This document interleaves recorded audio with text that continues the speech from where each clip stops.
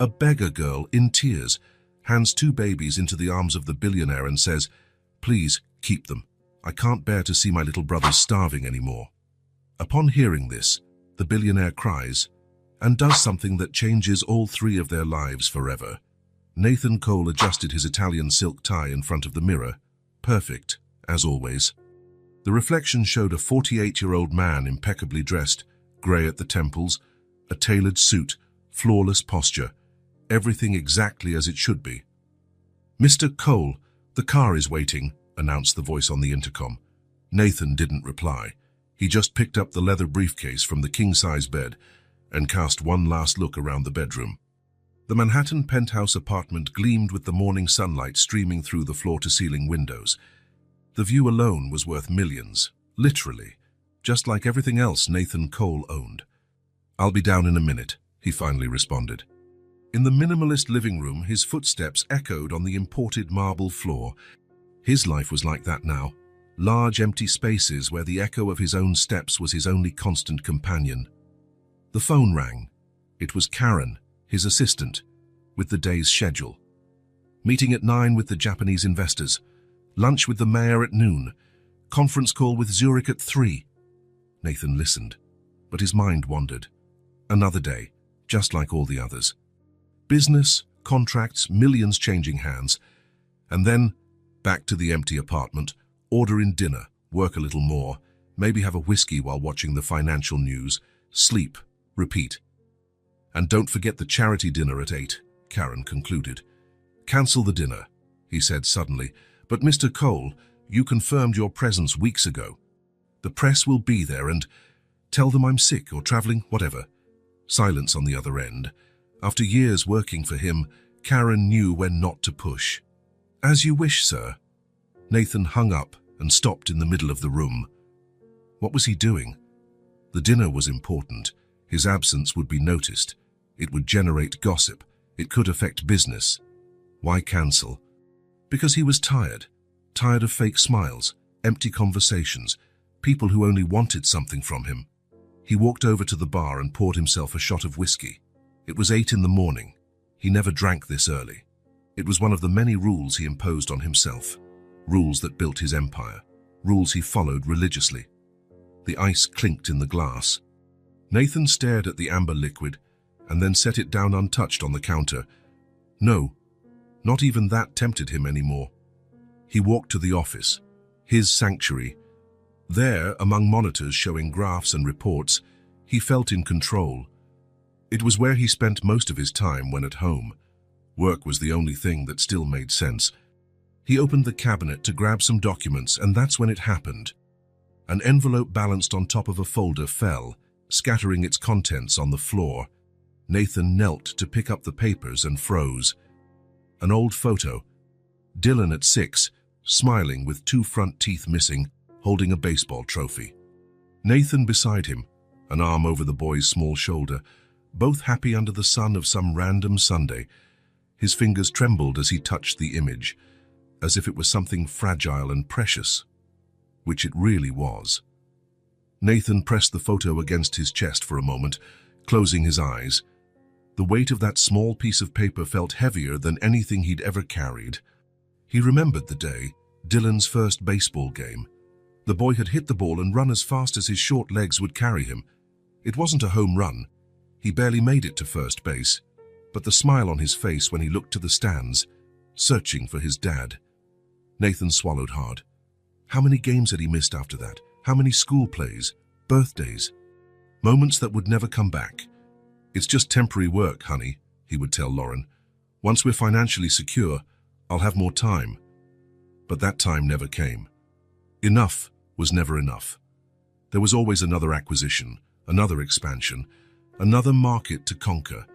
Nathan put the photo back in the envelope and placed it in the desk drawer. His eyes landed on the phone. How many years since he had spoken to Dylan? 5, 6. His son must be over 20 now. An adult who grew up without his father around. Nathan picked up the phone, stared at it for a long moment, then put it back down. What would he say after all this time? "Sorry I wasn't there. Sorry I chose work." Empty words now. The intercom rang again. "Mr. Cole, The driver is worried about the time for the meeting. Nathan glanced at the clock. He was already late. Japanese investors hated delays. The deal was worth billions. "I'm on my way down," he answered automatically. He grabbed the briefcase, adjusted his tie once more, and walked to the door. He paused with his hand on the doorknob, looking back at the luxurious, empty apartment. For a second, a strange thought hit him. All that success, all the money, the power, the respect. Had it been worth it? The thought vanished as quickly as it came. Nathan Cole was a successful man, one of the richest and most powerful in the country. Of course, it had been worth it. It had to be. He shut the door behind him and headed to the elevator. In the elevator mirror, he adjusted his perfect tie once again, squared his shoulders, and put on his best, confident expression. What else was there to do, after all? This was his life now. But as the elevator descended, the image of that photo and the hollow feeling in his chest remained.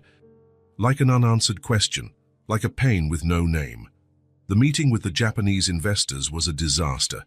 For the first time in his career, Nathan Cole couldn't focus. The image of Dylan's old photo invaded his thoughts in the middle of crucial statements. He stumbled during the presentation, mixed up numbers, called the head of the delegation by the wrong name. Karen watched him from across the table with growing concern. Nathan Cole never made mistakes, never lost focus. Something was seriously wrong. "I apologize. I'm not feeling well today," he finally said, interrupting his own explanation about growth projections for the next quarter. The leader of the investors, Mr. Tanaka, nodded politely, though coldly. "Perhaps it's better if we reschedule for another day, Mr. Cole." It wasn't a suggestion. It was a polite rebuke. Nathan knew he had just jeopardized a multi-billion-dollar deal. Certainly, Karen will be in touch to arrange a new date. Formal handshakes, forced smiles. The meeting room emptied quickly. "What's going on?" Karen asked once they were alone. "Are you sick? Should I call a doctor?" Nathan rubbed his temples. "No, I just need some air. Cancel my appointments for the rest of the day." "All of them, even the Zurich conference." "All of them," he confirmed, grabbing his coat. Karen frowned. In 10 years working for Nathan Cole, she had never seen him cancel an entire day of commitments. "I'm walking home," he announced, heading for the door. "It's raining," Karen warned, "and it's nearly 20 blocks. Nathan didn't reply. The elevator door closed behind him. Outside, the rain fell in thin, steady chords, quickly soaking his Italian suit. Nathan didn't mind. The penetrating cold and the dampness were almost welcome. Something real. Something he could feel. He walked aimlessly, letting his feet guide him. Instead of heading to the apartment, he went in the opposite direction, toward a part of the city he rarely visited. The shiny steel and glass buildings gave way to older, less imposing constructions. People on the sidewalks no longer wore expensive suits, but simple, everyday clothes. The rain eased into a light drizzle. Nathan stopped on a corner, suddenly disoriented. He realized he was in a middle-class residential neighborhood with small shops, a bakery, a laundromat, a convenience store, ordinary places for ordinary people. His stomach growled. He hadn't eaten all day. He spotted a little diner across the street and crossed toward it. The interior was simple but clean. The aroma of fresh coffee and homemade food filled the air. A middle-aged woman behind the counter smiled as he walked in. "What'll it be, honey?" Nathan hesitated, unused to such informality. His usual restaurants had Michelin stars, with maitre calling him Mr. Cole and sommeliers who knew his wine preferences. "A coffee. And a ham sandwich, please." "Coming right up. Sit wherever you like." Nathan chose a table in the back and looked out the window. Across the street was a small park. Even with the drizzle, a few children played on the swings, while mums and babysitters chatted on nearby benches.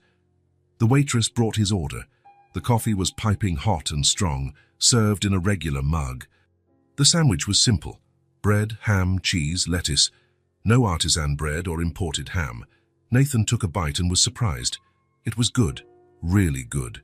He ate slowly, watching ordinary life unfold on the other side of the glass. Ordinary people with ordinary problems, living ordinary lives, something he hadn't had in so long. After finishing, Nathan left a $20 bill on the table, more than 3 times the cost of the meal, and left. The rain had stopped completely now, leaving the air clean and cool. He decided to walk through the small park on his way to...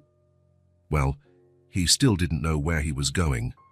He passed a playground with 3 children and 2 mothers, then a small pond where ducks swam peacefully. That's when he saw her. At the far end of the park, sitting on a bench still wet from the rain, a little girl. She looked exhausted, dirty, with tangled brown hair falling over her face, and in her arms, 2 babies wrapped in old, worn blankets. Nathan stopped. Something about the scene felt profoundly wrong. The girl seemed far too young to be caring for 2 babies. The children looked too small to be out in that damp weather. Where were the parents? He glanced around. No one paid attention to the little girl with the babies. Hesitantly, Nathan approached. "Hello," he said, keeping a respectful distance. "Are you all right? Do you need help?" The girl looked up, intense blue eyes but red and swollen from crying. When she spoke, her voice was thin and trembling. "Mister, can you help us?" Nathan sensed genuine desperation in her voice. Up close, the situation looked even worse. The children's clothes were dirty and damp. The babies seemed asleep, or Nathan felt a tightness in his chest, maybe too weak to cry. "Yes, I can help. Where are your parents?" The girl pressed her lips tight, as if trying not to cry. "My mom, she began, but was interrupted when one of the babies let out a faint moan. Her face turned into pure despair, and then it happened. With a sudden movement, the girl held out both babies toward Nathan, her blue eyes now overflowing with tears that left clean streaks on her dirty face. "Please, keep them." Her voice cracked into a sob. "I can't stand watching my little brothers starve anymore." It was as if something broke inside Nathan, something that had been hard, cold, and dead for years. He felt a lump in his throat and, to his astonishment, a hot tear escaped his eye, rolling down his cheek. For the first time in years, how many? 5, 10. Nathan Cole was crying. It wasn't dramatic sobbing, just that single tear, carrying all the weight of loneliness, regret, the empty life he had built for himself. "I can't anymore," the girl continued, her voice choked. I swear I tried to take care of them, but I have no more food, and Luke has a fever, and Ben won't stop crying." Nathan knelt to her level. "What's your name?" "Sadie," she mumbled, still holding the babies out. "Sadie, I'm Nathan. I'll help you and your brothers, okay?" He hadn't planned to say that. The words just came out. The girl's eyes widened as if she couldn't believe it. Really? Really? Nathan had no idea what he was doing. Taking care of children. He, who had failed as a father, who had spent years building walls to keep feelings out. It was madness, but something stronger than reason moved him now. "Do you have anywhere to go?" "Anyone you can stay with." Sadie shook her head, her lower lip trembling. "Then come with me. I'll take you somewhere warm, and we'll get food and dry clothes." Without thinking of the consequences, without considering what it would mean for his carefully orchestrated life, Nathan Cole, the billionaire who had just ruined a multi-billion-dollar business meeting, opened his arms. Sadie hesitated for only a second before handing him one of the babies. The child was lighter than he should be, his body feverish even through the damp blankets. "This is Luke," she said, still holding the other baby, "and this is Ben." "Hi, Luke," Nathan murmured, awkwardly positioning the baby in his arms, realizing how unprepared he was. "Let's get out of here, okay?" He flagged down a taxi with a wave. The driver threw a suspicious look at the quartet, a man in a soaked suit, a dirty little girl, and 2 babies wrapped in faded blankets. "Where to, sir?" Nathan gave the address of his penthouse apartment.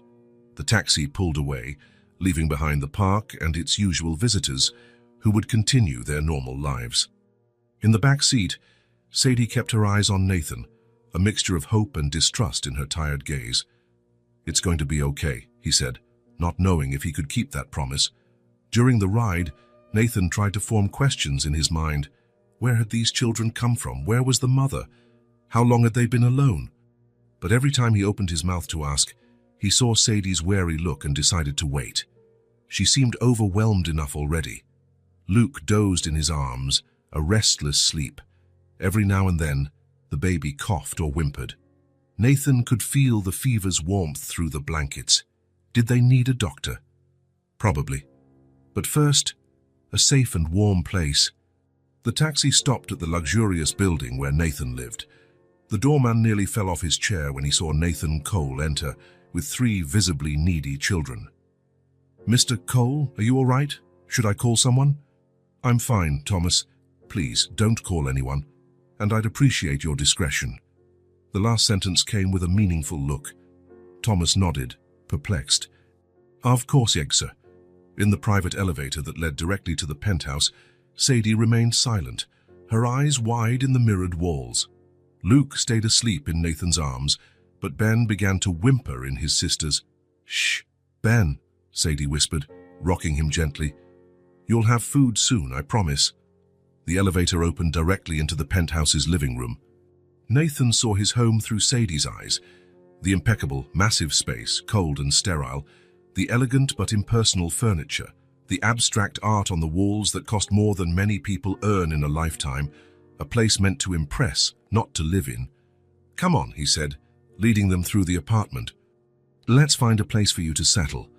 The apartment had 4 suites besides the master, all impeccably decorated, all completely unused. Nathan chose the one closest to his. "You can stay here for now. There's a bathroom over there. You can take a hot shower and I'll get you something to eat." Sadie didn't move. Her eyes scanned every corner, as if looking for traps or memorizing escape routes. Nathan recognized that look. He used it himself in hostile negotiations. Caution, distrust, prepared for the worst. "Sadie," Nathan said gently, "I know you don't know me. You have no reason to trust me, but I promise you're safe here." She still didn't look convinced. "Okay, I'll go get towels and robes. You can warm up and then we'll figure out the next step, okay?" A slight nod. It was the most she could offer for now. Nathan went to the linen closet to get towels. He felt strangely nervous, as if about to close the biggest deal of his life. In a way, maybe he was. As he grabbed soft towels and bathrobes, he recalled the last time he'd had children in the house. Dylan and some friends, celebrating a birthday Nathan almost missed because of a teleconference. Lauren had planned everything, the cake, the presents, the activities. Nathan showed up for the last 20 minutes with a forced smile and a gift bought by his secretary. Dylan's disappointed look still haunted him. When he returned to the bedroom, Sadie was exactly where he'd left her, as if she were afraid to move. Ben was crying louder now, a sharp cry of hunger or discomfort. "He must be hungry," Nathan said, handing her the towels. "I'll see what I can find in the kitchen." Nathan's kitchen was rarely used. He usually ordered takeout or ate out. He opened the refrigerator, almost empty, except for some bottles of water, a bottle of champagne, and a jar of olives. The pantry wasn't much better. A few cans of tuna, a package of rice, coffee, tea, and imported cookies. "Damn," he muttered. What did small children eat? He had no idea.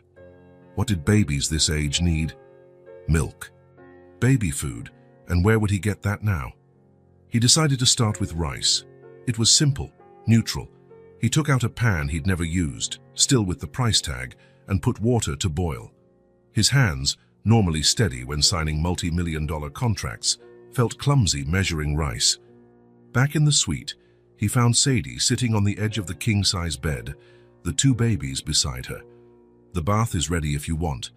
I'm making something for you to eat." "What are you making?" Sadie asked, speaking for the first time since arriving. "Rice. It's all I have at the moment, but we can order more food later." A heavy silence settled. Nathan realized how surreal the situation was. A 48-year-old man bringing 3 unknown children into his apartment. What would the neighbors think? What would his board of directors say? And more importantly, what on earth was he thinking? "I need to check on the rice," he said, backing toward the door. "Make yourselves comfortable." Back in the kitchen, Nathan stared at the bubbling pot. His life was completely off track now. From seeing Dylan's photo that morning to these 3 children in his home, It was as if a hurricane had turned his world upside down. "What am I doing?" he whispered to himself. "What am I going to do with them? I don't know how to take care of kids." The memory of little Dylan asking for help with homework echoed in his mind. "Not now, son. I'm busy with work." Nathan felt a jab of genuine fear. What if he failed these children like he had failed his own son? What if he couldn't help them? Worse, what if he ended up hurting them somehow? The smell of something burning pulled him back to reality. The rice. He'd forgotten to lower the heat. "Damn it," he exclaimed, moving the pan off the burner. Too late. The bottom was burned. Crap! Crap! Crap! A silent presence made him turn. Sadie stood in the doorway, watching him with wary eyes. Nathan felt ridiculously inadequate under that child's gaze. "Sorry for the word, and sorry, I burned the rice." Sadie approached slowly and peeked into the pan. "It just burned a little at the bottom. The rest is still okay." Nathan looked again at the pan. She was right. The top layer of rice still looked edible. "I thought I'd ruined everything," he confessed. Sadie shrugged. "I've eaten worse." Something about that simple statement hit Nathan deeply. What had this child been through? What kind of life did she have before he found her in that park? "The babies, your brothers, what do they eat?" "They eat everything now, but really soft. Maybe if you mash the rice." Nathan tried not to show his shock. Babies so small already eating solid food. But what did he know about children? "Sure, we'll mash it for them." He found some bowls and utensils, served up the rice, mashing a portion with a fork. "You must be hungry too," he said, placing a bowl in front of her. Sadie stared at the food intently but didn't move. "You can eat," Nathan encouraged. Still hesitant, she took a spoon and tasted a bit of rice. Nathan noticed how hard she tried to eat slowly and politely, even though her body probably wanted to devour the food.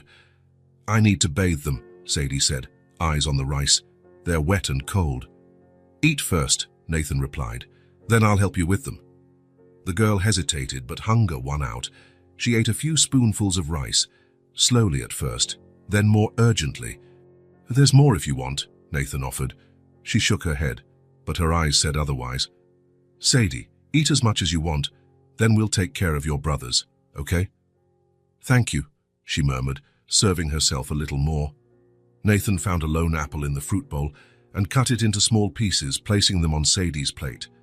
"The apple's good too," he said after trying a piece. After a moment's hesitation, he added, "The rice is good, even with the burnt bottom." Then, almost imperceptibly, a tiny smile flickered at the corner of her mouth. So quick it could have been his imagination, but Nathan knew it wasn't. That little gesture of trust filled his chest with a sensation he hadn't felt in years, as if something very old and forgotten in him had started stirring again. While Sadie ate, Nathan prepared bowls for the babies. Luke and Ben were still in the bedroom, undoubtedly in desperate need of a bath and food. He had no experience with small children, but he suspected they needed more than mashed rice. "We need proper baby food," he said. "And diapers, clothes, a lot of things." "You're rich," Sadie observed, glancing around the luxury kitchen. "You can buy all that." Nathan followed her gaze. The designer kitchen, top-of-the-line appliances he rarely used, imported marble. Yes, he could buy anything these children needed. Money, at least, wasn't a problem. "Yes," he admitted, feeling a strange shame about his wealth in the face of their suffering. "Tomorrow morning, we'll go shopping. For tonight, we'll have to make do with what we have." Sadie finished eating, scraping the bowl clean. "Thank you," she said again, and now her smile was a bit less timid. "I'm going to bathe them now." "Need help?" "No," she answered too quickly. The distrust was still there. "All right, I'll be here in the kitchen if you need me." Sadie nodded and left. Nathan started cleaning up, feeling the weight of the last few hours. What had begun with an old photo found by chance had turned into this: 3 unknown children in his home. A responsibility for which he was totally unprepared. "What am I doing?" he whispered again, but without the same anxiety as before. Because despite the fear and inadequacy, something inside him seemed to have awakened. A purpose. A need that didn't come from outside business, success, but from within, from a place so deep he'd forgotten it existed.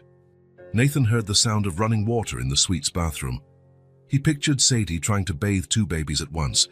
Should he go help or respect her need for privacy? He decided to gather more snacks for them.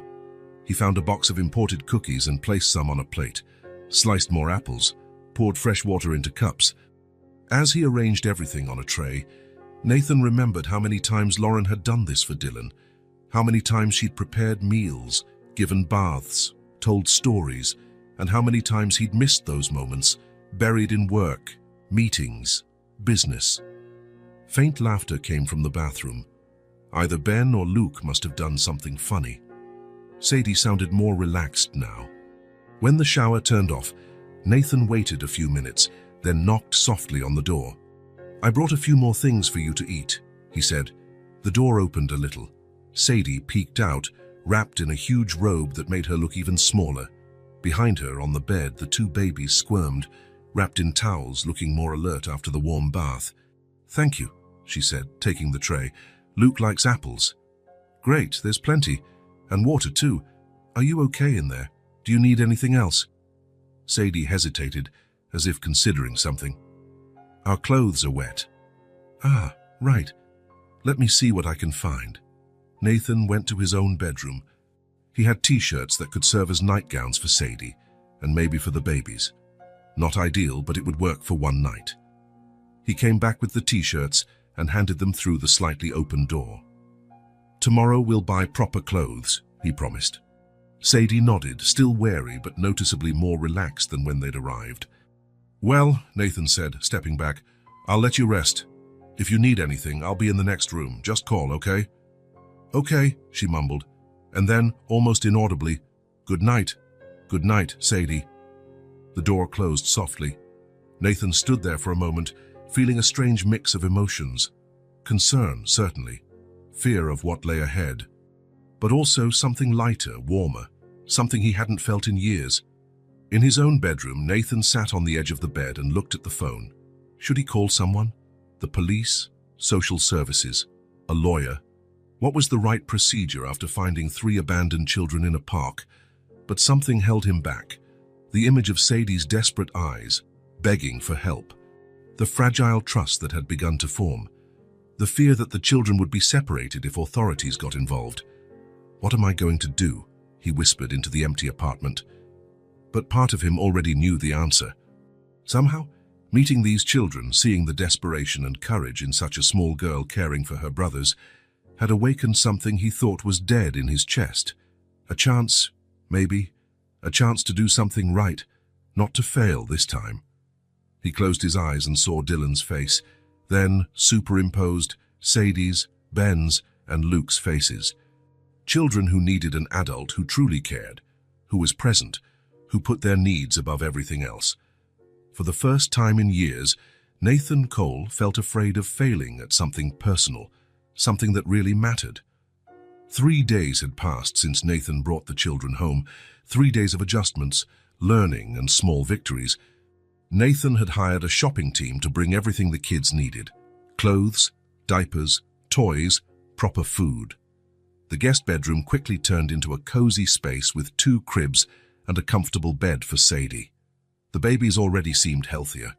Luke no longer had a fever, and Ben was smiling more. Nathan learned how to change diapers after watching some online videos, a skill he never imagined he'd need. He made mistakes, of course, put diapers on backward, spilled milk, burned the pasta he attempted to make for dinner. But Sadie was always there, watching, sometimes quietly laughing at his awkward attempts, other times intervening gently to show him the right way. The girl's distrust gradually diminished. She no longer recoiled when Nathan approached. She no longer checked obsessively on her brothers every few minutes. She could sleep several hours without waking up in panic. Small progress, fragile but real. That night, after the babies finally fell asleep, Nathan found Sadie sitting on the living room couch, hugging her knees, looking at the city through the huge windows. The lights below formed a sea of bright dots. "Can't sleep?" he asked softly, not wanting to startle her. Sadie shrugged, not taking her eyes off the window. "Sometimes it's hard. Nathan sat at the other end of the couch, keeping a respectful distance. I understand. I have nights like that too. Silence. Nathan had learned not to pressure her, to let Sadie set the pace of their interactions. She had walls around her, built by experiences he could barely imagine. "From here you can see the park," she finally said, pointing to a dark patch among the city lights. "Where you found us?" "Yes," Nathan confirmed. "If you look during the day, you can see the trees and the pond." Sadie nodded, still gazing out.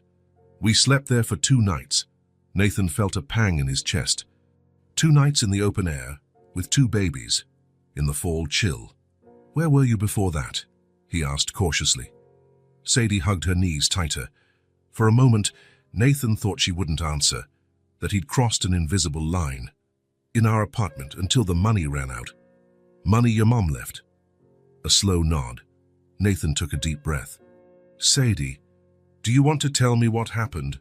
With your mom, I mean, you don't have to if you don't want to," he quickly added. More silence. The kind of dense silence that seems to hold entire untold stories. "She said she was going out to buy cigarettes." Sadie's voice was almost a whisper, "and that she'd be right back." Nathan waited, not interrupting. "That was 3 weeks ago. She left money in the kitchen drawer. She said it was for emergencies." Sadie fidgeted with the hem of the new nightgown Nathan had bought her, pink with star patterns, which she had timidly requested. "I waited for her to come back. I took care of Ben and Luke the way she taught me, gave them baths, cooked. But the money started to run out." Her voice was monotone, as if reporting the weather, not describing the abandonment she suffered. "I used the money to buy milk and diapers. When it was gone, the landlord came knocking. He said we were getting evicted. I didn't know what that meant, but I was scared." Nathan watched her slight frame against the vast city lights. She looked so small against the huge world outside. "So I grabbed our things, just what fit in the backpack, and we left. I thought maybe we could find my mom on the street." "Do you know why she didn't come back?" Nathan asked gently. Sadie shook her head. "Sometimes she disappeared for a day or 2, but she always came back, always. Until she didn't," Nathan finished. "Until she didn't," Sadie echoed in a whisper. "Do you have other relatives? Grandparents, uncles?" "My grandpa died last year. My grandma, I don't know where she is. Mom said she lived far away." "And your dads?" Sadie shrugged. "Ben and Luke have different dads. And my dad, Mom said he left when I was born. I don't remember him." Nathan absorbed her every word, piecing together Sadie's life. A single mother with 3 kids, no family support, probably fighting her own demons. And then, the final abandonment. "The first night, we slept in a subway station," Sadie continued. "But a security guard saw us and started asking questions. I got scared they'd take the babies away. Mom always said we couldn't let anyone know we were alone or they'd split us up." The raw honesty of those words hit Nathan hard. This child's fear of being separated from her brothers, the responsibility she had taken on far beyond her years. "So we went to the park. It was easier to hide there. During the day, we pretended we were waiting for our mom. At night, we slept in the bathrooms or under the benches." Sadie stopped speaking. A single tear ran down her face, but she wiped it away quickly, as if ashamed of showing weakness. "What you did was very brave," Nathan said. "Taking care of your brothers like that." "I wasn't brave," Sadie replied, her voice trembling for the first time.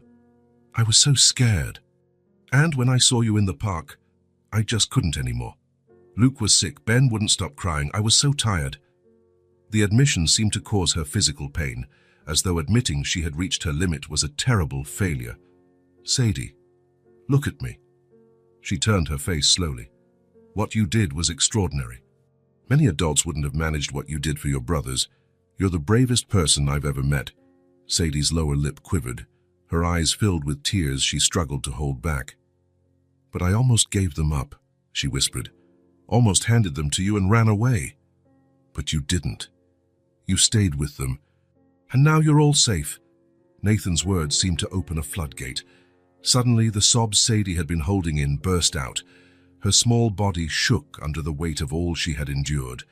Nathan hesitated. He wanted to hug her, to comfort her, but he didn't know if she'd welcome that closeness, if she would allow it.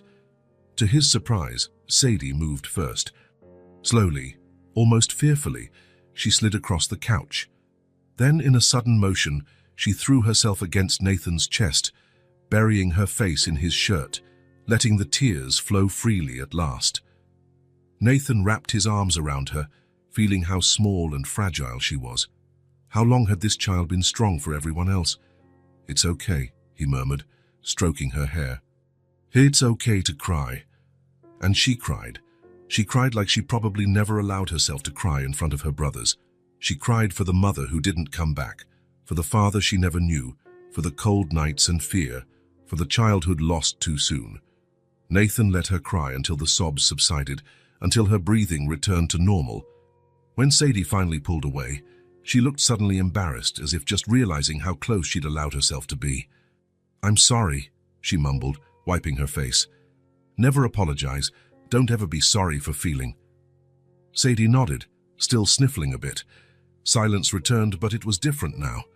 Lighter, as though some of the burden had been released. "What about your family?" she asked suddenly. "You said you live alone. Where are they?" The question caught Nathan off guard. Now it was his turn to feel the weight of vulnerability. "I lost my family too," he answered after a pause. "Not in the same way, but I lost them." Sadie waited, eyes on him. Their roles were reversed. Now she offered him the space to share his story. "I was always busy," Nathan continued, struggling with the words. "Lauren, my wife, got tired of trying. My son, Dylan, he just wanted a present father." The old pain resurfaced, now sharper than ever, perhaps because, for the first time, he truly understood the impact of a father's absence. "One day they both left, and I never heard from them again. I was the one who pushed them away by not knowing how to stay." Sadie lowered her eyes, understanding. There was a wisdom in her that came from experiences far too harsh for someone her age. "Why don't you go after them?" she asked with the childlike directness that sometimes only children possess.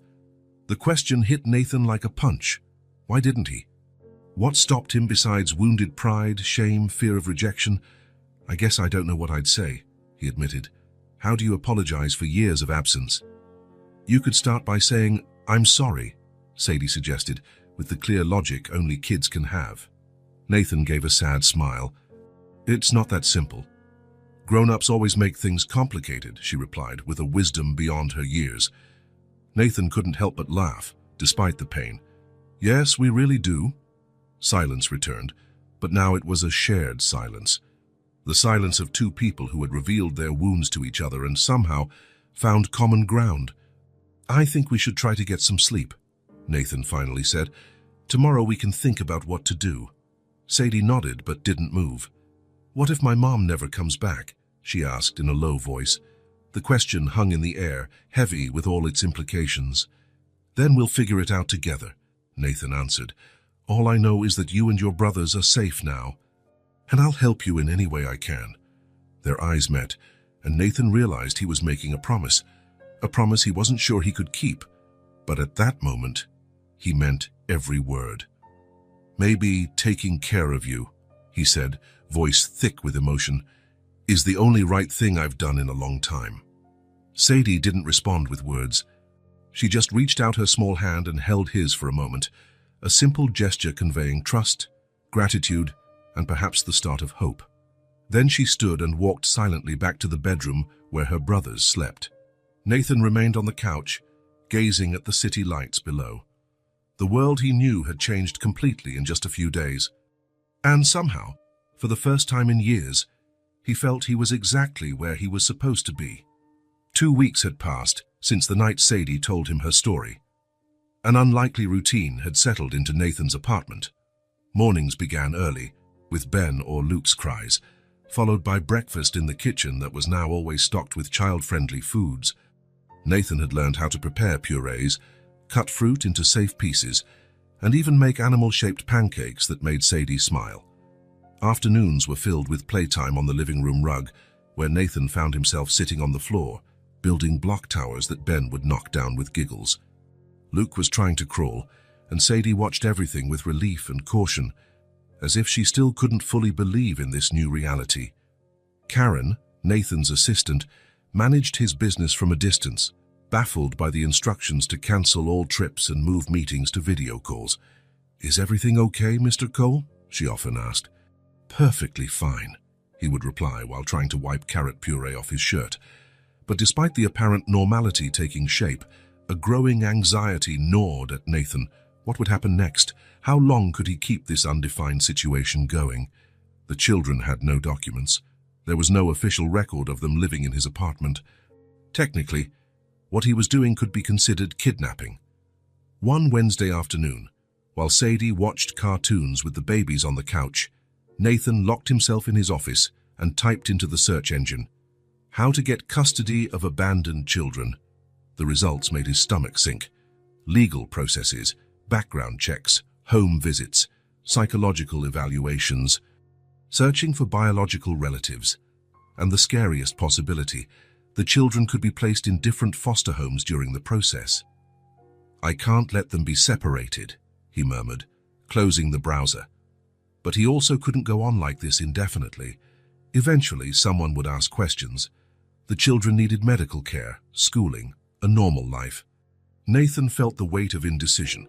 His entire life had been built on quick, decisive actions. He never hesitated to close billion-dollar deals, but this was different. Far more was at stake than money. The next morning, Nathan received an unexpected call from his company's board of directors.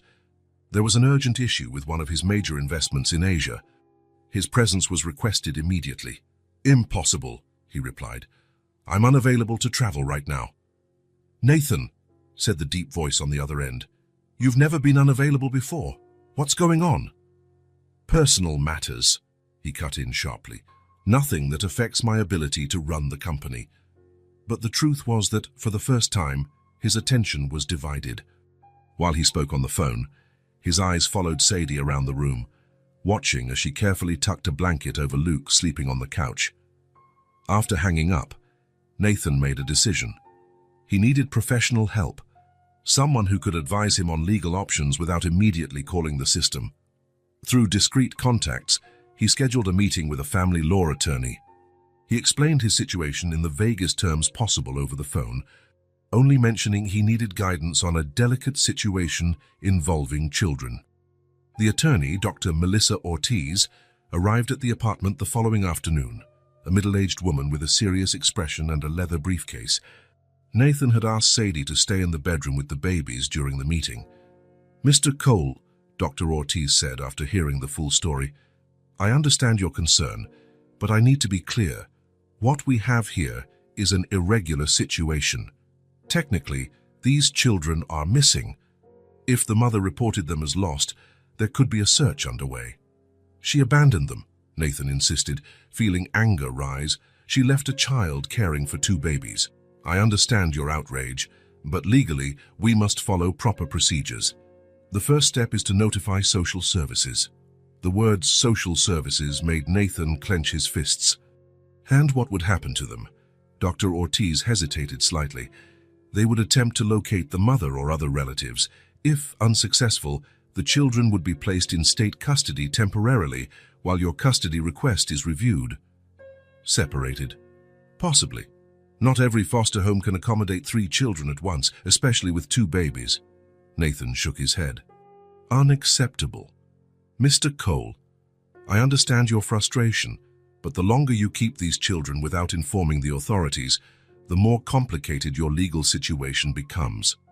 The conversation continued for another hour, with the attorney detailing the Longshield's complicated process that would follow. By the end, Nathan felt even more anxious. "I need to think," he said, walking Dr. Ortiz to the door. "Thank you for your advice, but I need more time." "Don't take too long," she cautioned. "The sooner we start, the better your chances." After the attorney left, Nathan sensed a silent presence behind him. Sadie stood in the hallway, eyes wide and fixed on him. "Who was she?" Sadie asked, her voice trembling. "A friend, a lawyer who came to give me some advice." Sadie's face went pale. "About us." Nathan hesitated. Should he lie, protect her from the complicated truth, But something told him Sadie had faced enough harsh truths already to be spared now. Yes, about you. I'm trying to figure out how I can help more permanently. Sadie's eyes filled with fear. Are you going to send us away? No, of course not, he said quickly, stepping closer. I'm trying to find a way for you to stay, legally. You promised, she whispered. You promised we'd stay together. And we will. I just need... The intercom interrupted.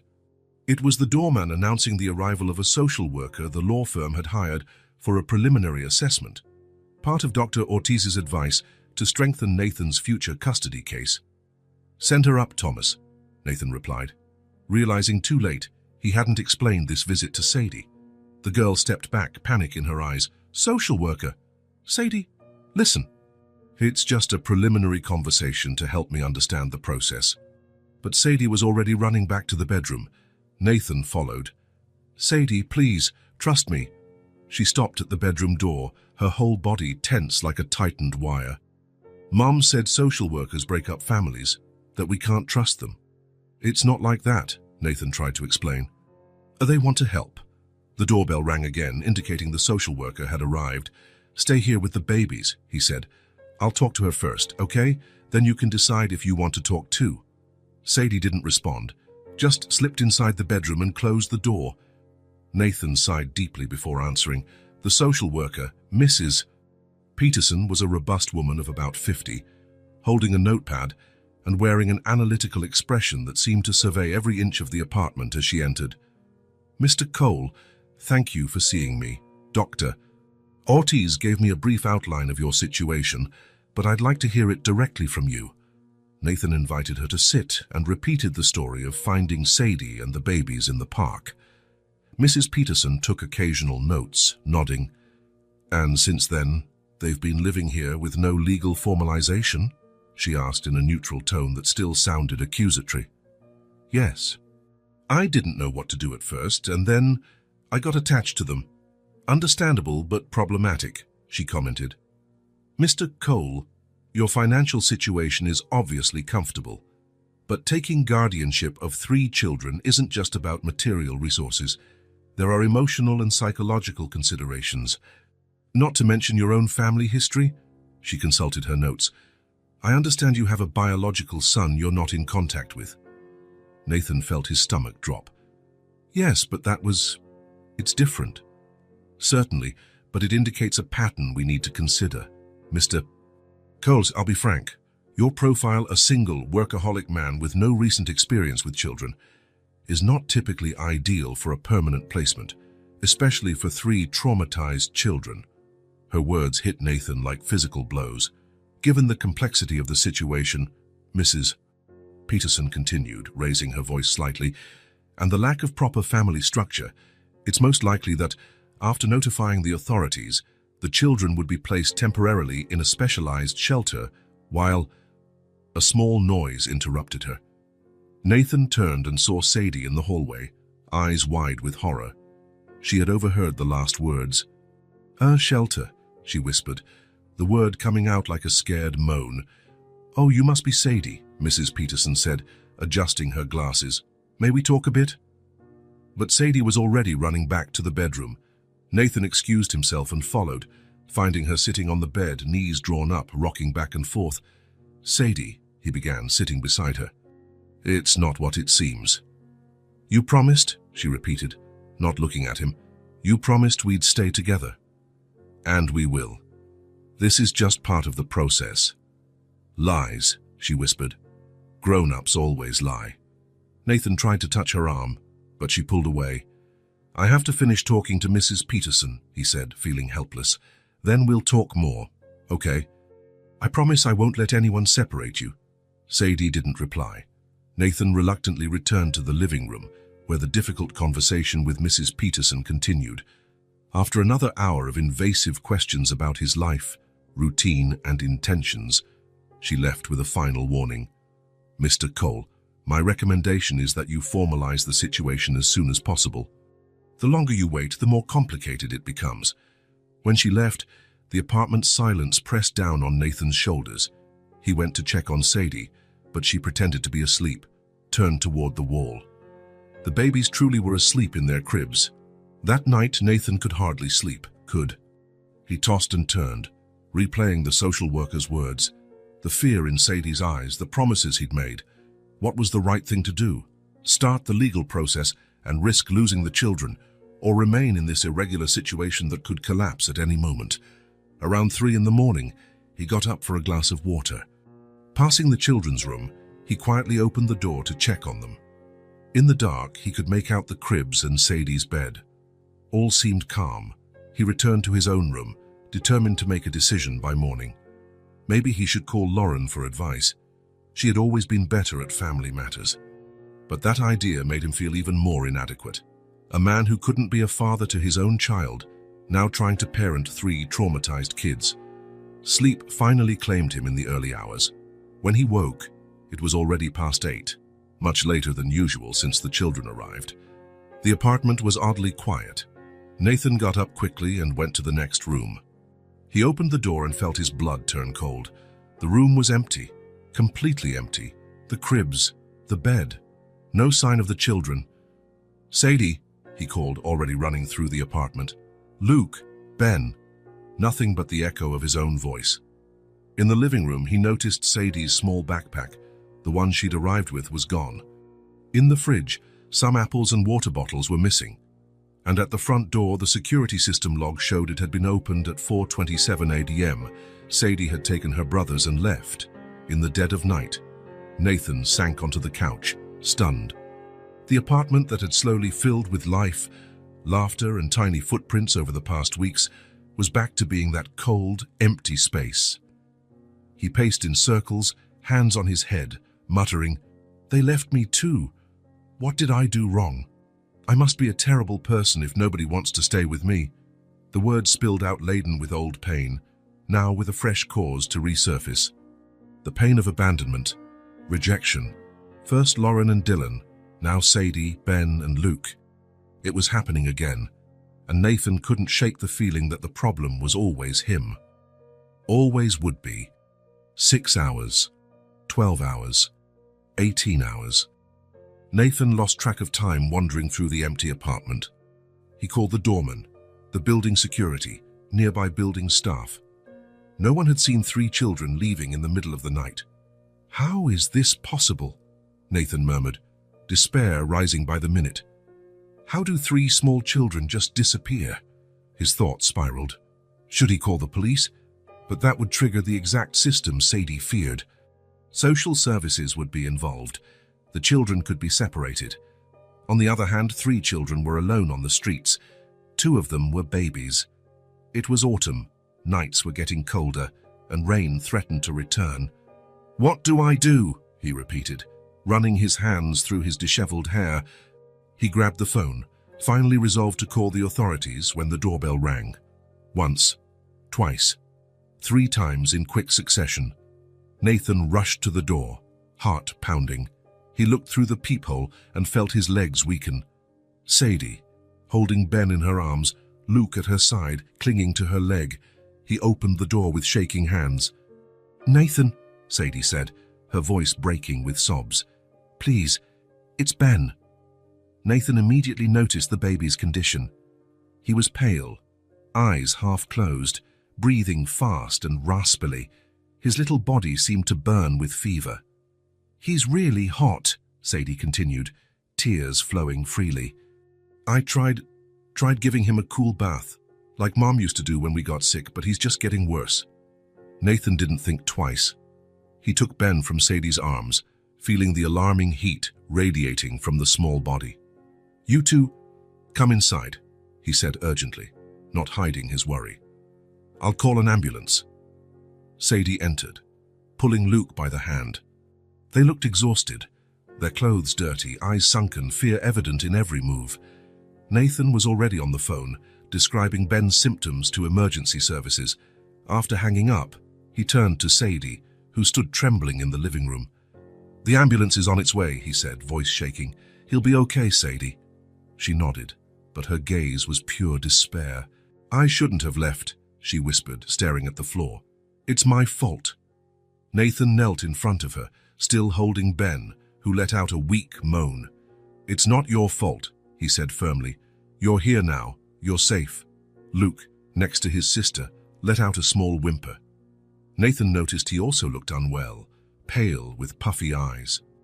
The doorbell rang again, the ambulance wagon arriving with impressive speed. Nathan opened the door, and 2 paramedics rushed in with their gear. "The baby has a high fever and labored breathing," Nathan explained quickly. "It started today, from what I understand." The paramedics examined Ben with professional efficiency. One turned to Nathan. "We need to take him to the hospital immediately. Are you the father?" The question caught Nathan off guard.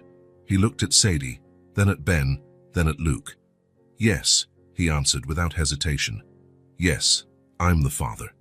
Something changed in Sadie's expression at that moment, a mix of surprise and, maybe, relief. "I'll ride in the ambulance with them," Nathan continued. "Sadie, could you grab jackets for you and Luke? We'll all go together." The girl nodded and ran to the bedroom. While the paramedics readied Ben for transport, Nathan looked at little Luke, who was anxious and scared. "Hey, buddy," he said, crouching to Luke's level. "Your little brother will be okay, all right? The doctors are going to help him." Luke looked at Nathan with wide eyes, not fully understanding but sensing the reassurance in his voice. He stretched out his small arms, asking to be picked up. Nathan lifted him, feeling his slight weight against his chest. Sadie returned with the jackets and a small backpack. "Let's go," Nathan said, still holding Luke. "And don't worry, Sadie, I won't leave you alone."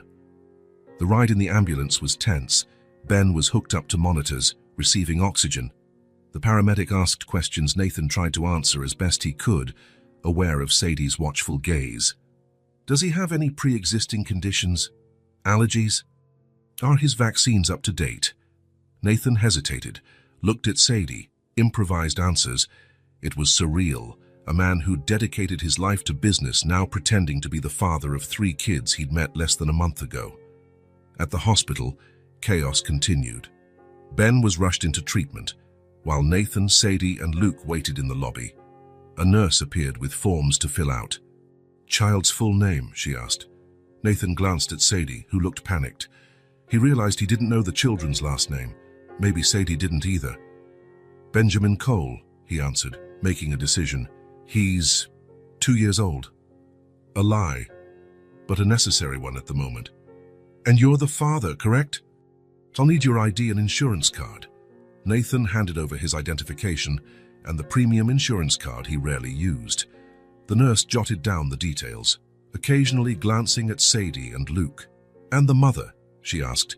"Not present," Nathan said, feeling Sadie tense up beside him. "We're separated." The nurse nodded, asking no further questions. She handed him the paperwork and went back to her station. The 3 of them sat there in that sterile waiting room. Luke fell asleep on Nathan's lap, exhausted by the ordeal. Sadie remained silent, eyes locked on the doors where Ben had disappeared. "Sadie," Nathan began after a long silence, "what happened? Why did you run away?" The girl kept staring straight ahead, but her lips quivered. "You were going to send us to a shelter," she whispered. "I heard that woman talking." "No, Sadie, I would never—" "Lies," she cut him off, finally looking at him. "You called the social worker. They were going to separate us." Nathan took a deep breath. "I was trying to find a way to keep you all legally, so nobody could separate us. I messed up not explaining it to you better." Sadie studied his face, searching for any sign of deceit. "I promise, Sadie, I never wanted to get rid of you." "Then why did that woman talk about a shelter?" she asked in a small, hurt voice. "Because there's a process. Rules we have to follow," Nathan said, trying to pick the right words. "But I would never let that happen. Ever." Before they could continue, a doctor appeared at the door. "Family of Benjamin Cole." Nathan stood, still holding Luke, who was asleep. Sadie gripped his free hand tightly. "I'm the father," Nathan said, the words sounding more and more natural. "Your son has pneumonia," the doctor explained. "A lung infection. Quite serious for such a young child, but we managed to control his fever and improve his breathing." Relief flooded Nathan so intensely, His legs almost gave out. "Will he be okay?" Sadie asked, voice barely audible. The doctor smiled kindly at her. "He will, sweetheart. Your little brother is responding well to the medication. With proper antibiotics and care, he should recover soon." "Does he need to stay in the hospital?" Nathan asked, worried about how the children would cope after their recent scare. The doctor checked the chart in his hands. "Usually, yes, but—" He looked at the two exhausted children. "Since we've already lowered his fever and his oxygen levels look good, we can release him to recover at home if he's closely monitored." "I can guarantee that," Nathan replied decisively. "In that case, I'll prescribe antibiotics and fever reducers. You'll need to check his temperature every 4 hours, make sure he drinks plenty of fluids, and come back immediately if the fever goes up or his breathing worsens." Nathan nodded, mentally noting every instruction. "If you prefer, I can recommend a pediatric nurse to help for the first few days." "Yes, please," Nathan agreed at once. "Anything that helps him recover." The doctor handed him the prescriptions and explained each medication thoroughly. Sadie listened attentively, as if memorizing every word. "Can I see him?" she asked anxiously. "Of course. We're finishing up his meds, and then he'll be ready to go home." Minutes later, they were taken to a room where Ben lay on a small bed, still hooked to monitors, but visibly better.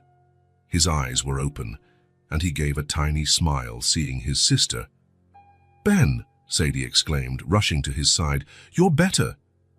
The baby reached out for her, and she carefully took his hand. Nathan watched, Luke still asleep in his arms. A strange and powerful sensation overwhelmed him, a mix of protectiveness, tenderness, and fierce determination. These children were his responsibility now, his kids, for all intents and purposes. While the nurses got Ben ready for discharge, Nathan made some calls to Karen, asking her to prepare the apartment for their return. To his personal lawyer, instructing him to immediately start the process for provisional custody of the 3 children. And finally, to the chairman of his company's board, informing him he'd be taking an extended personal leave. An hour later, they were all in a taxi heading home. Ben slept in Nathan's arms, wrapped in hospital blankets. Luke, now awake, sat on Sadie's lap. She looked exhausted, but her eyes stayed on her brother's.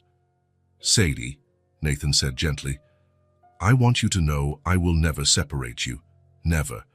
And I'll do everything I can so we can stay together, like a family." She looked up at him, still wary, but with a flicker of hope. "Promise?" she asked quietly. "I promise," he replied, with conviction that came from the depths of his being. "I'll change whatever I need to, my home, my routine, my work, so we can be a real family." Sadie nodded slowly, as if absorbing each word. When they arrived at the apartment, Karen was waiting with everything prepared. The children's room was tidy, with clean cribs and Sadie's bed made up. A homemade soup simmered on the stove. Ben's prescriptions, picked up from the pharmacy, were organized with clear instructions. In the days that followed, Nathan immersed himself fully in this new life. He learned how to administer medications, how to recognize the baby's different cries, how to prepare proper meals. He cancelled business trips, rescheduled meetings as video conferences, and reorganized his calendar to always be present. The pediatric nurse the doctor recommended came daily to check on Ben, whose condition improved steadily. She also taught Nathan about infant care, from how to hold a baby correctly to ways to encourage their development. Most importantly, Nathan initiated the legal process to gain provisional custody of the children. His lawyer worked tirelessly, navigating the complex bureaucracy, using Nathan's influence and resources to speed things up. It was a battle. There were questions about his capability as a single father, his family history, and the unusual circumstances under which the children arrived. But Nathan persisted, driven by a determination that surprised even his closest associates. A month after the hospital night, Nathan received the official document granting him provisional custody of Sadie, Ben, and Luke. It wasn't permanent yet.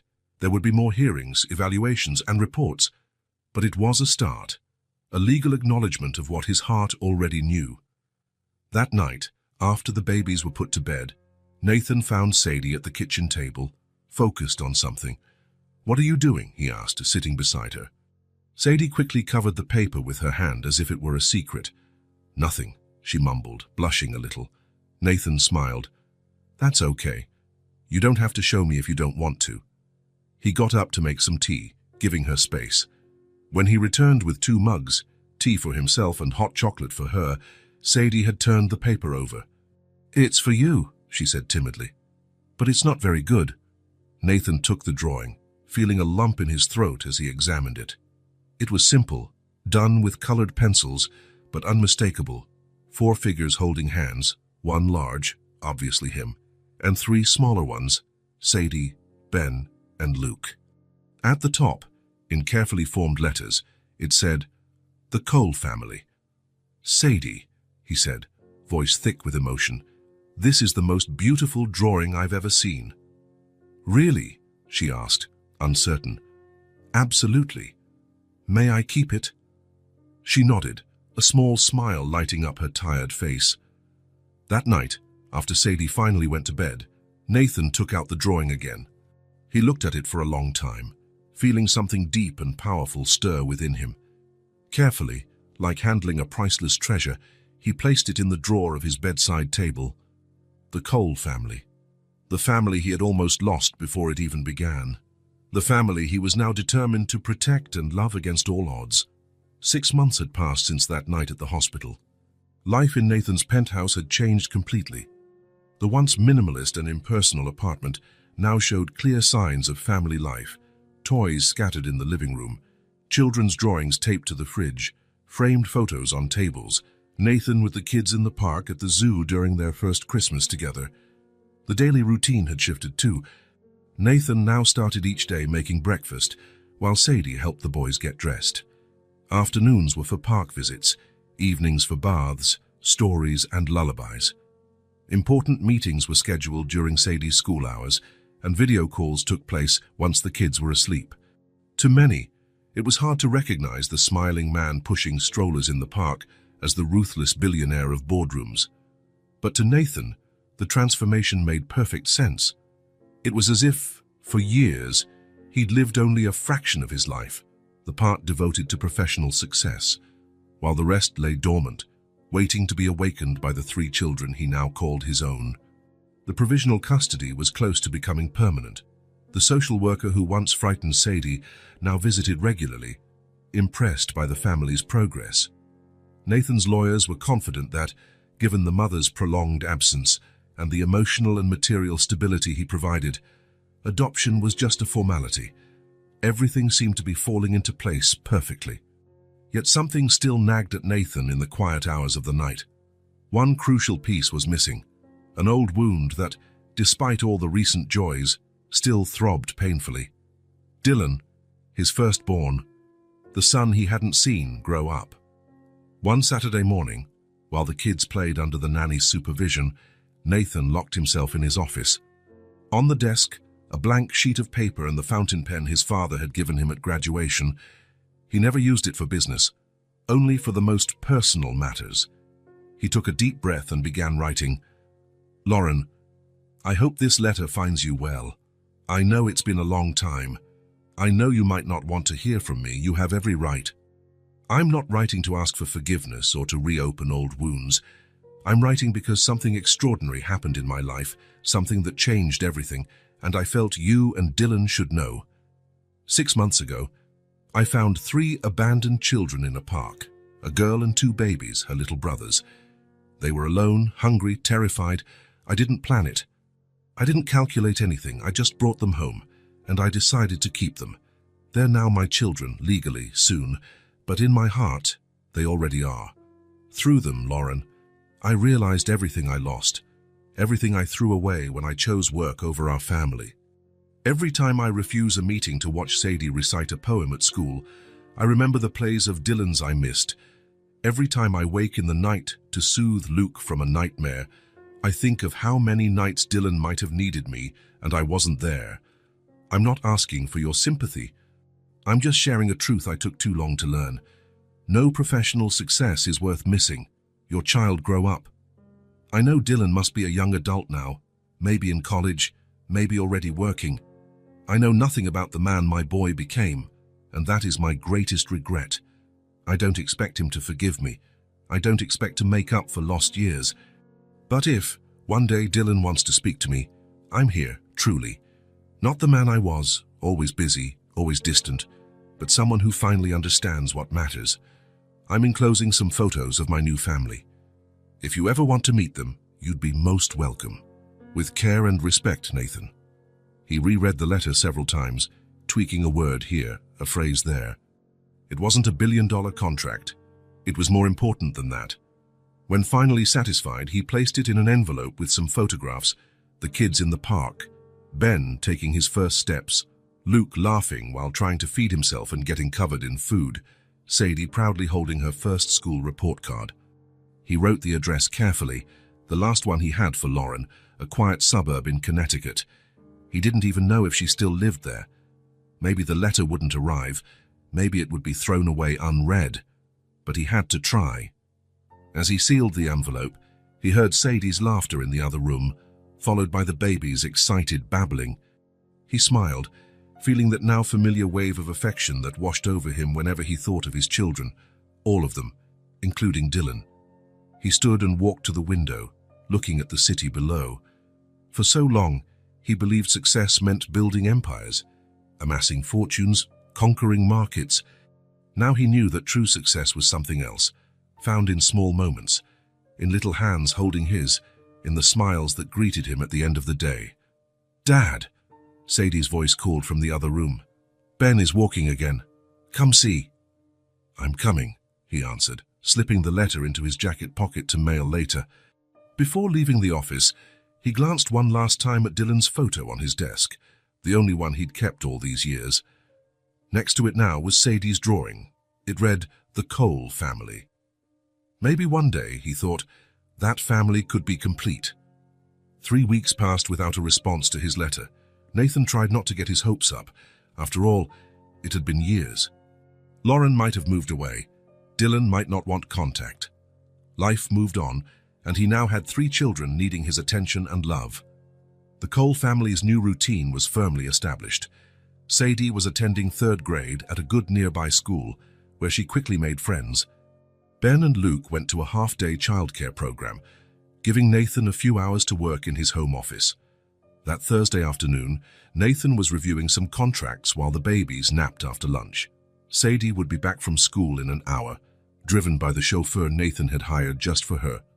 He planned to take the kids to the planetarium that weekend, part of his effort to give them fun, educational experiences.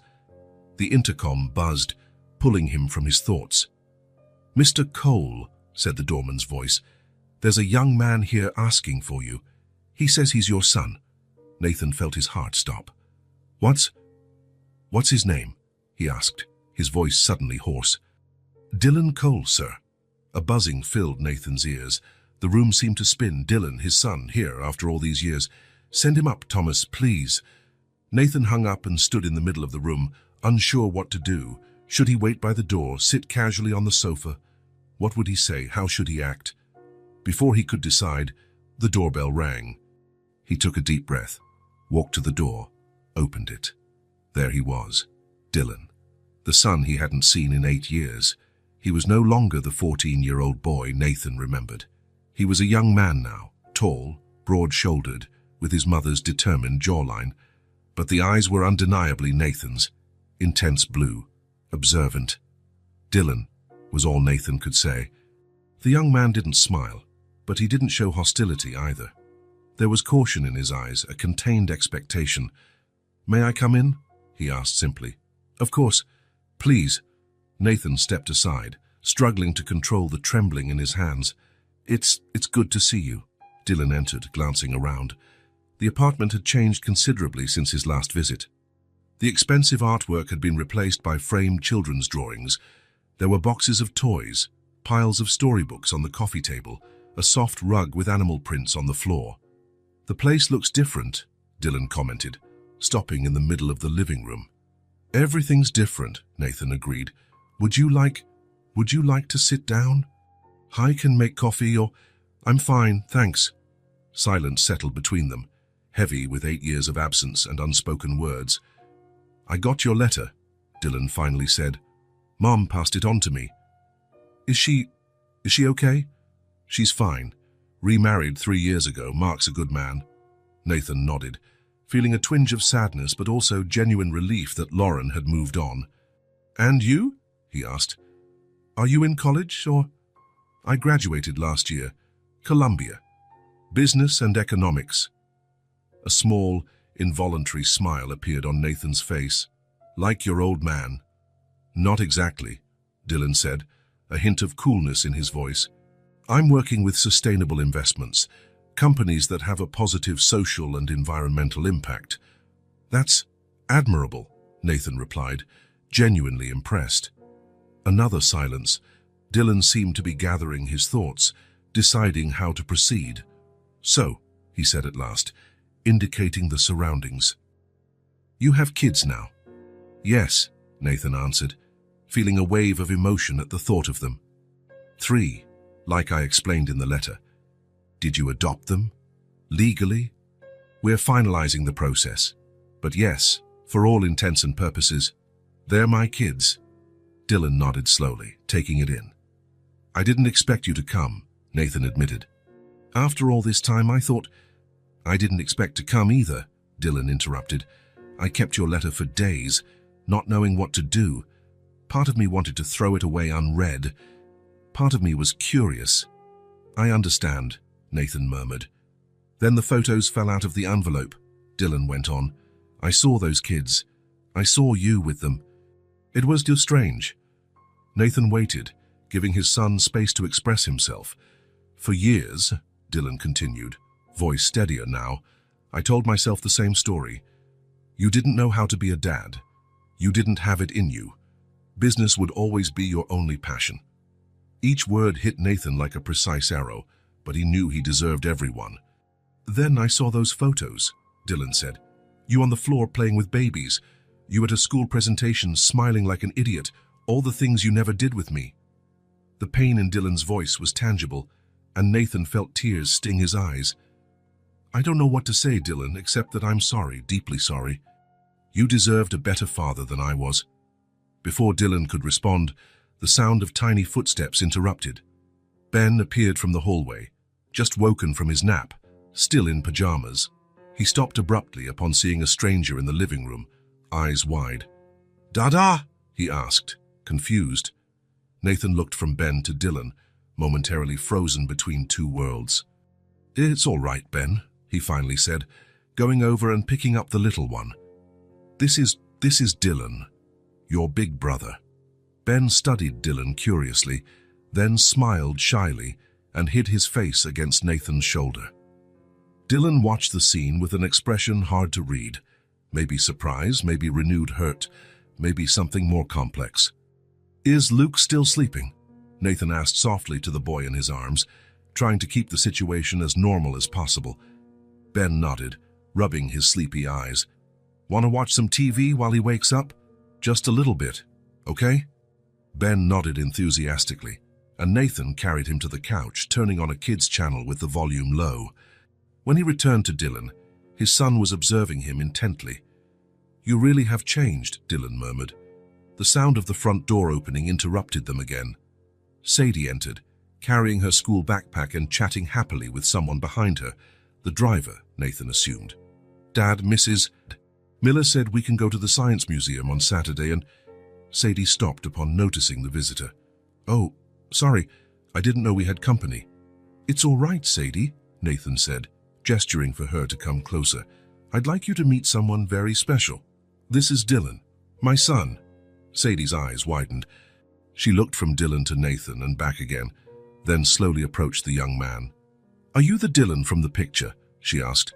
"The one on Dad's desk?" Dylan seemed surprised. "He keeps a picture of me." "In his office," Sadie confirmed. "When I asked who it was, he got sad. Said it was you, his first son, and that he missed you a lot." Something flickered across Dylan's face, a momentary softening of his guarded expression. "I'm Sadie," the girl continued, holding out her hand formally. "It's nice to meet you." Dylan shook it, a reluctant smile tugging at his lips. Nice to meet you too, Sadie. Are you staying for dinner? She asked, always practical. I can help set the table. Dylan hesitated, the smile disappearing. I can't stay long. I just came to see. Sadie's disappointment was obvious, but she recovered quickly. Maybe another day, she asked, hopeful. Dylan didn't answer directly, just looking at Nathan with a complicated expression. Why don't you check on Luke? Nathan suggested to Sadie, sensing Dylan might want privacy, and see if Ben is okay with the TV. She nodded, understanding the unspoken message. It was really nice meeting you, Dylan, she said before heading off. I hope you come back soon. When she left, silence returned between father and son. She seems like a great kid, Dylan finally commented. She is, Nathan agreed. They all are. They've changed my life. Dylan walked to the window, posture rigid as if holding back a storm of emotions. For a long time, he said without turning around, I was angry, really angry. I tried to hate you. It would have been easier. Nathan stayed quiet, just listening. But then I grew up, and I realized it wasn't hate. It was hurt, disappointment. Dylan finally turned to face his father. Because I loved you, and you weren't there. The intensity of those words hit Nathan like a tidal wave. Dylan, I didn't come for an apology, Dylan cut in. I came because I needed to see with my own eyes, to confirm if what those photos showed was real. And is it? Nathan asked, voice barely above a whisper. Dylan glanced toward the area Sadie had taken Ben, where Luke was likely stirring awake. Then he looked back at Nathan. I see what you've done for them, he said slowly, the words weighted with meaning. And for the first time, I felt proud of you. Nathan felt those words as an overwhelming wave of emotion, pride. His son was proud of him. Of all his life's achievements, nothing felt as important as that. Dylan took a deep breath, watching his father for a moment.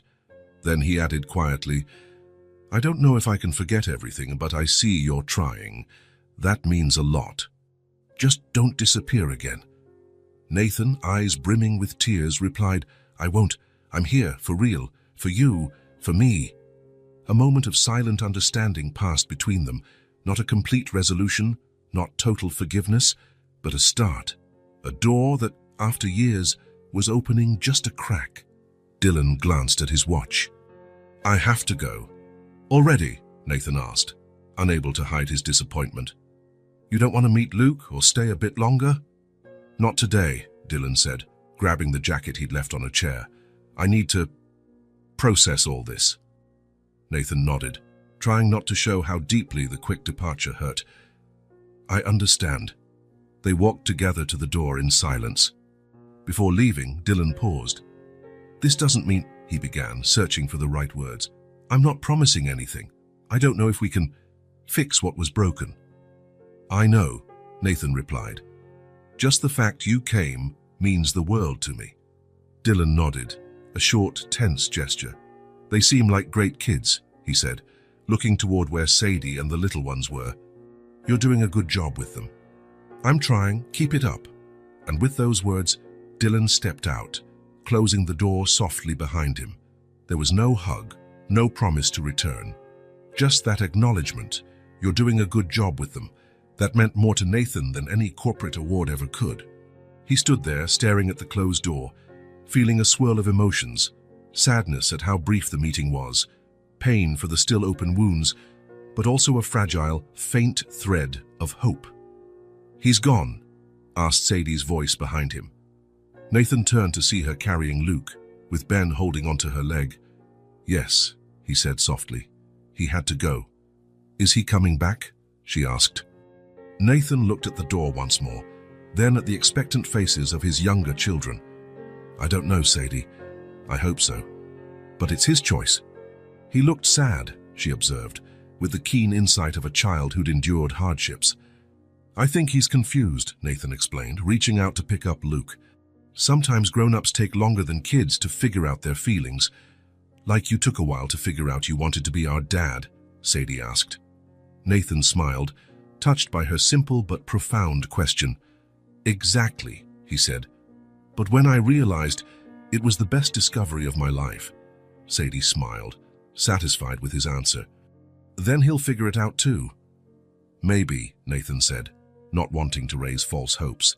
In the meantime, how about we make that chocolate cake you guys love?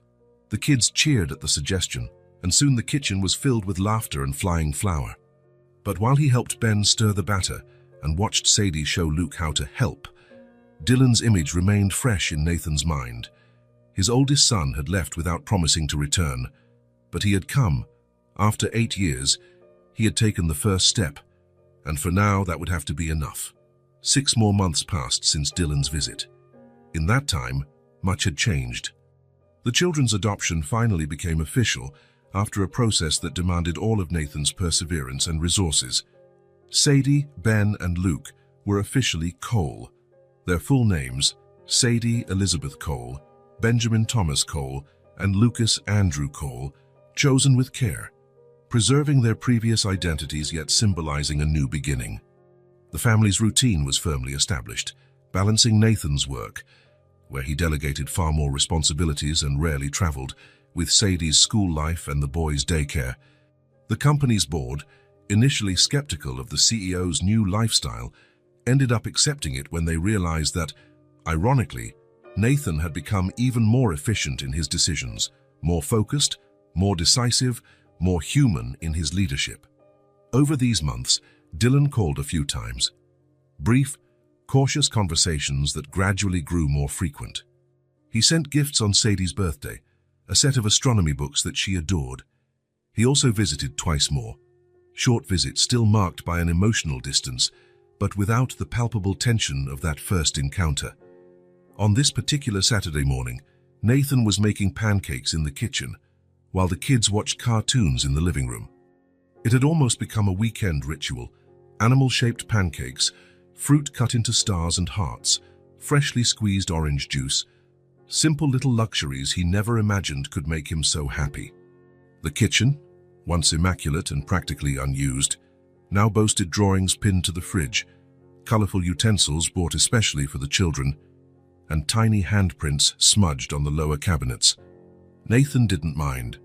Quite the opposite. Every sign of the children's presence filled him with a deep satisfaction no business deal had ever given him. "Kids, breakfast is ready," he called, placing the last elephant-shaped pancake on the plate. Sadie arrived first, guiding her younger brothers by the hand. Ben, now 2.5, walked confidently, while Luke, almost 2, still had the unsteady, enthusiastic gait of new walkers.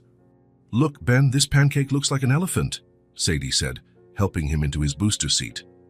"Fante," Ben repeated, clapping. Nathan smiled, watching them interact. It was amazing how Sadie, at just 8 years old, naturally took on a protective big sister role. She still had occasional flashbacks, nightmares, moments of anxiety if one of her brothers cried too long, but she was generally thriving, transforming into a cheerful, smart, and confident child. School had been a challenge at first. Sadie had never attended formal classes, and her adaptation was gradual. In the first few weeks, Nathan got almost daily calls from the school counselor reporting episodes of crying, or moments when Sadie refused to part with her belongings, clutching them in her backpack, a behavior the psychologist said was common in children who'd experienced deprivation. As he helped Luke into his seat, the phone rang. "Sadie, can you start serving the boys?" "I'll be right back." She nodded, taking charge competently. "Hello?" Nathan answered. "Nathan, it's Lauren." He nearly dropped the phone. Lauren, his ex-wife, Dylan's mother. They hadn't spoken directly in years. Whatever little communication existed had been through lawyers or, more recently, Dylan himself. "Lauren, hi. How it's good to hear your voice." A brief silence. "Dylan told me about the kids," she said at last. "About how you changed."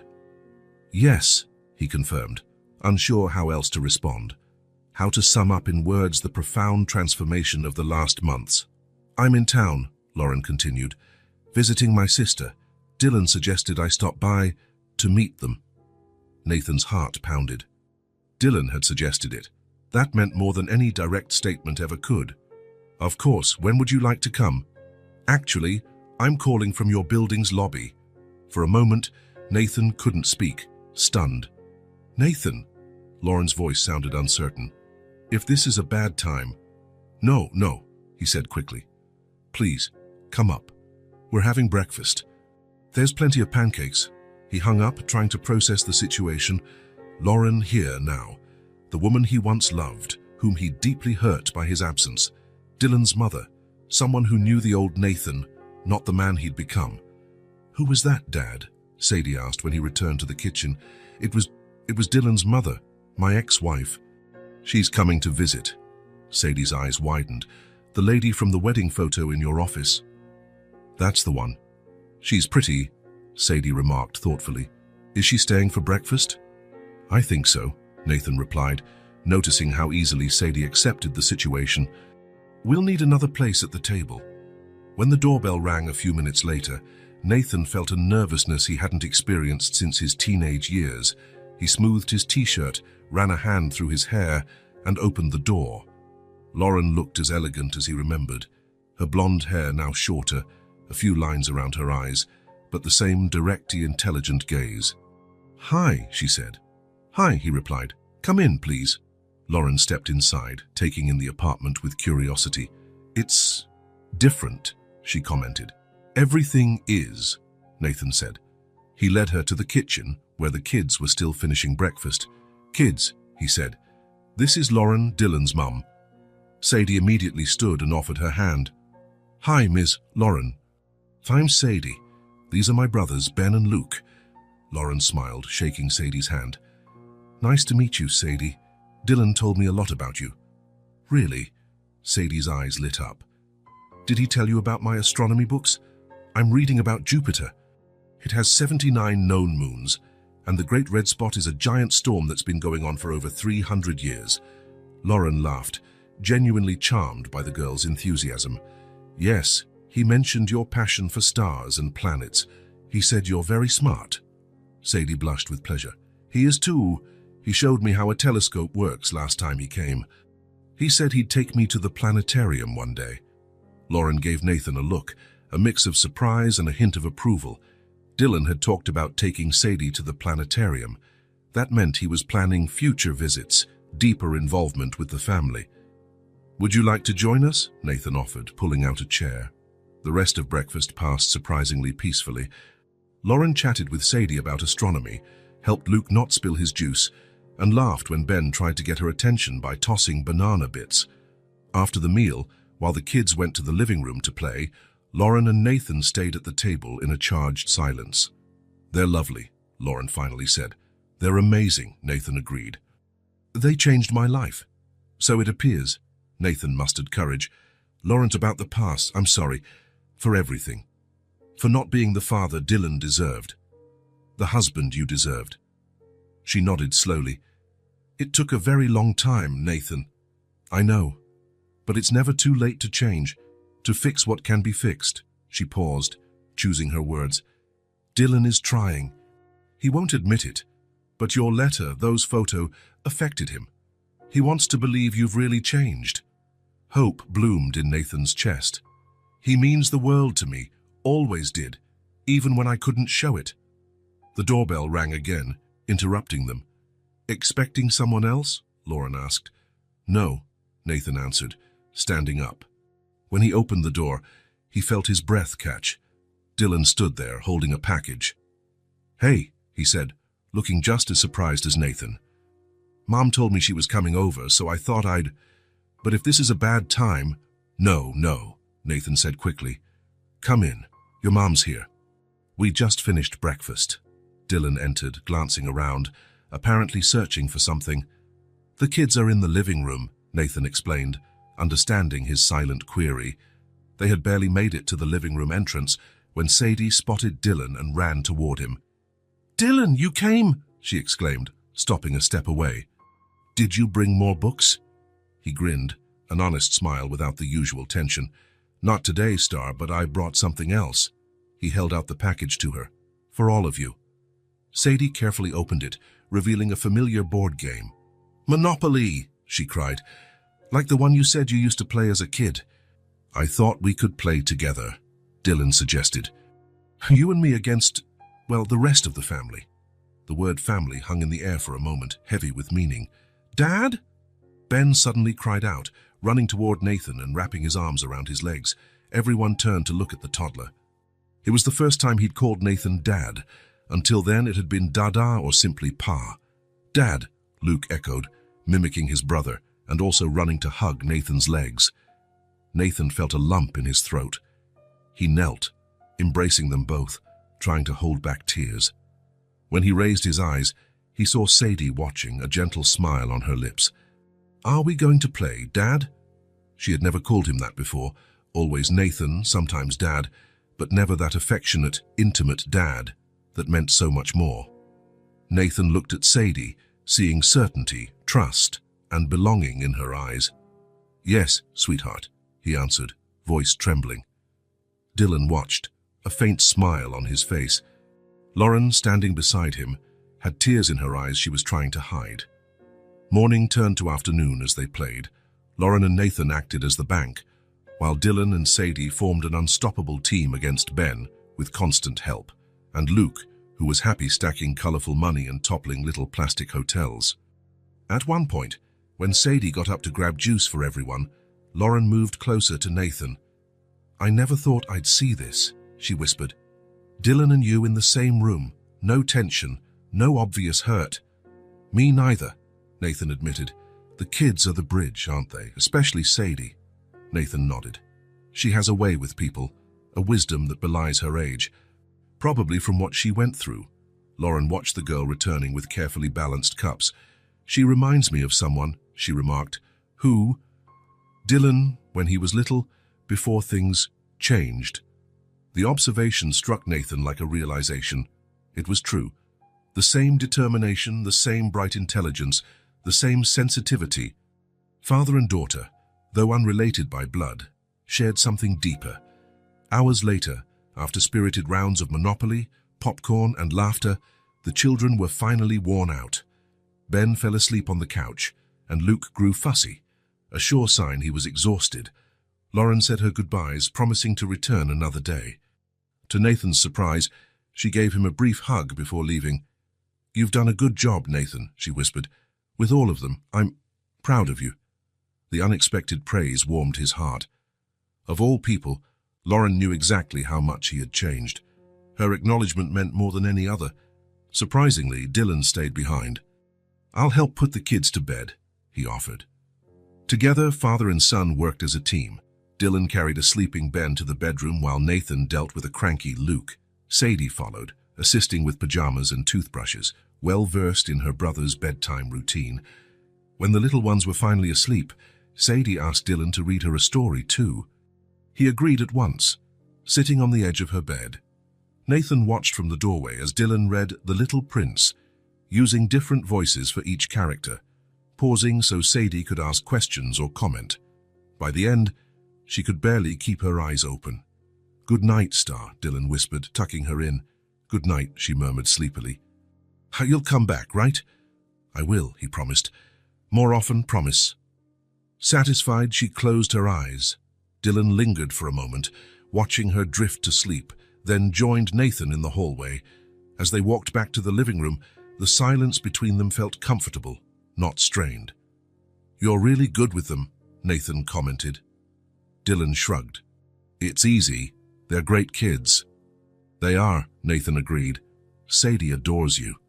Dylan sat on the couch, suddenly serious. I've been thinking a lot since your letter. About us, about what happened, about everything. Nathan sat in the armchair across from him, giving him space to continue. It wasn't easy coming here, Dylan confessed. That first time, I was ready to see the same man, to confirm nothing had changed, that you were still the same workaholic I always knew. Nathan didn't interrupt, though every word cut a little. Then I saw you with them. How you listen to Sadie when she talks, but really listen. How patient you are with the boys. It was like seeing a stranger. A stranger I wish I'd known when I was a kid. Dylan stood restless and wandered to the window again, the same spot they'd shared in his first visit. Nathan joined him, side by side. In the reflection, it was clear how alike they were, same profile, same eyes, same stance. They stood quietly for a long moment, gazing at the city. Then, without warning, Dylan turned and hugged his father, a strong, desperate hug that held years of absence and hurt, but also hope and forgiveness. Nathan hugged him back with equal intensity, unable to stop tears streaming down his face. It was as if, in that embrace, years of distance dissolved, not completely, but enough for them to see a path forward. When they finally let go, Dylan looked into his father's eyes and said, "I see you've changed. You're not the same man. I still have a lot of hurt, but if you're really here now, maybe I can get over it.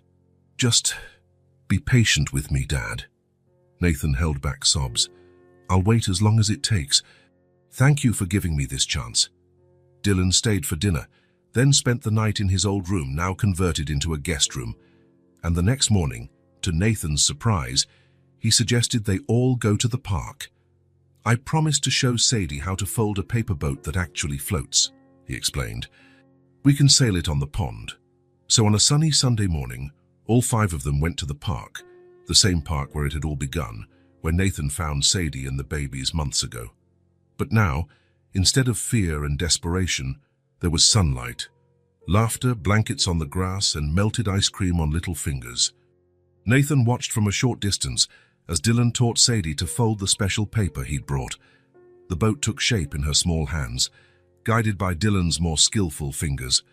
Ben and Luke ran in circles around them, sometimes pausing to watch the progress before resuming their energetic explorations. Dylan stood and took Sadie's hand, smiling. "Let's go, little sister. Let's see if our boat floats."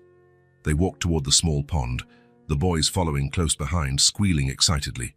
Nathan followed at a slight distance, observing without interfering. The scene before him was like a painting he never thought he'd see. His 4 children together, connected. A family he never knew he could have. A family he never knew he deserved.